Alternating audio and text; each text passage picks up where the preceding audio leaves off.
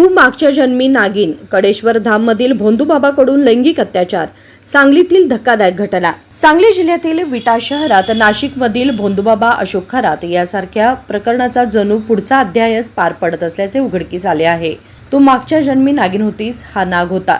तुमच्या दोघांचं लग्न लावण्याआधीच या जन्मी तुमचा जन्म झाला आहे असे म्हणून एका अल्पवयीन मुलीवर वारंवार अत्याचार करणे, व्हिडिओ व्हायरल करण्याची धमकी देणे आणि पूजा हवनाच्या नावाखाली तब्बल 4.5 लाख रुपयांची फसवणूक करण्यात आल्याचा धक्कादायक प्रकार उघडकीस आलाय.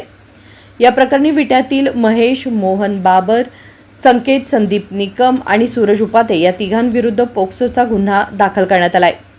सांगलीत अल्पवयीन मुलीवरील लैंगिक अत्याचार प्रकरणात भारतीय न्याय संहिता, पोक्सो आणि महाराष्ट्र नरबळी आणि इतर अमानुष, अनिष्ठ, अघोरी प्रथा व जादूटोणा यांना प्रतिबंध कायदा अधिनियम 2013 कलम 3 अन्वये गुन्हा दाखल करण्यात आलाय. विट्यातील पाटील वस्ती परिसरात गेल्या काही काळापासून कडेश्वर धाम अध्यात्म संस्था नावाच्या आश्रमात अनेक गैरप्रकार सुरू आहेत. हा आश्रम विट्यातील महेश मोहन बाबर, मूळचा घोगावचा, पण गेल्या काही काळापासून विट्यात वास्तव्यास असलेला संकेत संदीप निकम आणि सूरज उपाध्ये हे तिघे चालवतात.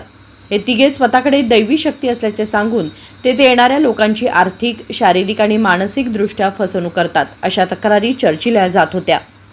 मागच्या आठवड्यात एका महिलेच्या तक्रारीवरून या तिघांना विटा पोलिसांनी अटक करून न्यायालयापुढे हजर केले होते.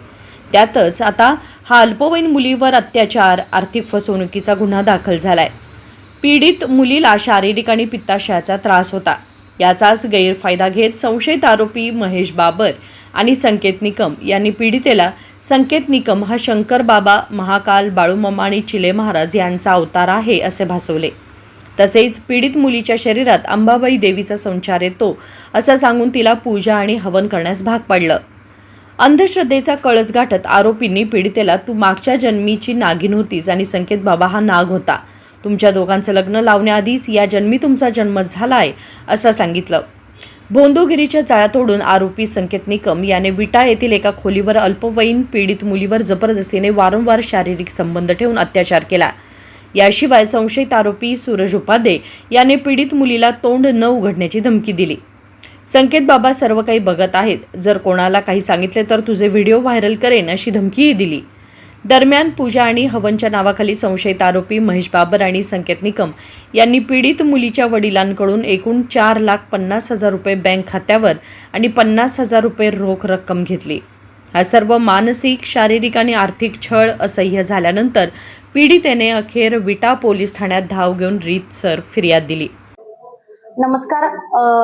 दिनांक 21/5/2026 रोजी विटा पोलीस ठाणे येथे एक फिर्यादी आपल्या इथे पोलीस स्टेशन येथे तक्रार देण्यास आल्यानंतर आपण गुन्हा रजिस्टर नंबर 211/2026 भारतीय न्याय संहिता कलम 118(1) तसेच महाराष्ट्र नरबळी आणि इतर अमानुष, अनिष्ट व अघोरी प्रथा, जादूटोणा यांना प्रतिबंध करण्याबाबत तसेच त्यांचे समूळ उच्चाटन करण्याबाबत कलम 3 प्रमाणे गुन्हा दाखल केला होता. सदर गुन्ह्यामध्ये 3 आरोपी आहेत.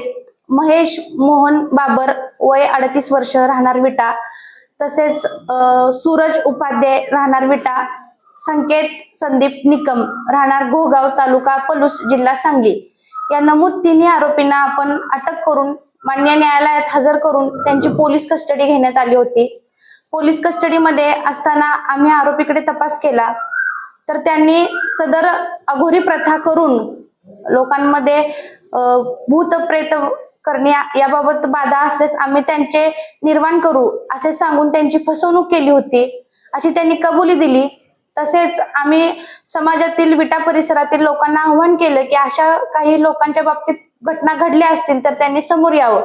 त्यावरून काल दिनांक 25/मे/2026 रोजी आपल्या विटा पोलीस स्टेशन येथे एक महिला तक्रार देण्यासाठी आली. सदर नमूद जे हे 3 आरोपी आहेत यांनी सदर महिलेसोबत सुद्धा अघोरी प्रथेबाबत तुम्हाला विषबाधा, तुमच्या बाबतीत करणी झालेली आहे, प्रेत आहे, तुम्ही मागच्या जन्मीचे नाग आहात, नागिन आहात असे सांगून त्या सदर मुलीची फसवणूक केली आहे. सदर मुलगी ही अल्पवयीन असताना महेश बाबर हा जो आरोपी आहे या मुलीस शारीरिक त्रास असताना तिच्या अंगामध्ये नाग, ती मागच्या जन्मीची नागिन आहे असे सांगून जो संकेत निकम जो आरोपी आहे त्याने सांगितले की माझ्या अंगात चिले महाराज, शंकर बाबा, काळभैरव यांचा अवतार येत असून तो मागच्या जन्मीचा नाग असून ही सदर अल्पवयीन मुलगी मागच्या जन्मीची नागिन आहे व या दोघांचा जन्म या जन्मामध्ये लग्न करण्यासाठी झालेला आहे.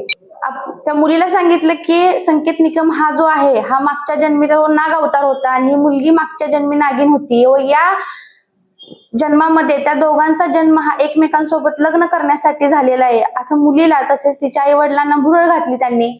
आणि मुलीच्या वडिलांकडून तिच्या अंगामध्ये भूत करणी जी काही बाधा आहे ती दूर करण्यासाठी ते वडिलांकडून 4.5 लाख रुपये घेऊन त्यांची फसवणूक केली आहे. आणि संकेत निकम हा जो आरोपी आहे याने फिर्यादी सोबत तो त्याच्या रूम वरती नेऊन तिच्यासोबत ती अल्पवयीन असताना जबरदस्तीने शारीरिक संबंध करून तिचा बलात्कार केला आहे.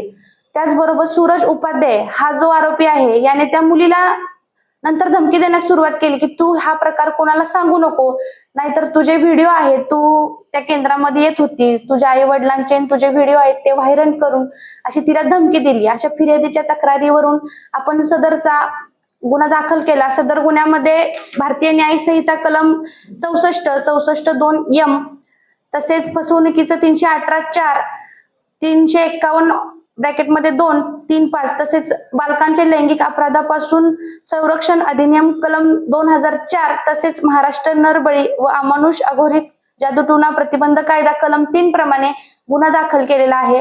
सदर आरोपी हे पहिल्या गुन्ह्यामध्ये न्यायालयीन कस्टडीत आहेत. त्यांचा आज रोजी आपण ताबा घेत आहोत आणि त्यांना आज रोजी आपण न्यायालयाकडून ताबा घेऊन या गुन्ह्यामध्ये अटक करत आहोत. पुढील तपास सुरू आहे. आम्ही विटा पोलीस स्टेशन तर्फे सर्व नागरिकांना आवाहन करतो की जर आपल्या परिसरामध्ये या आरोपींनी किंवा यांच्यासोबत आणखी कुणी त्यांची फसवून महिलांचे आर्थिक शोषण केले असेल, त्यांचे शारीरिक शोषण केले असेल, जादूटोणा करणी बाधा आहे असे सांगून त्यांच्याकडून लूट केली असेल तर त्यांनी समोर यावं. विटा पोलीस स्टेशन त्यांच्या सेवेसाठी सदैव तत्पर आहे.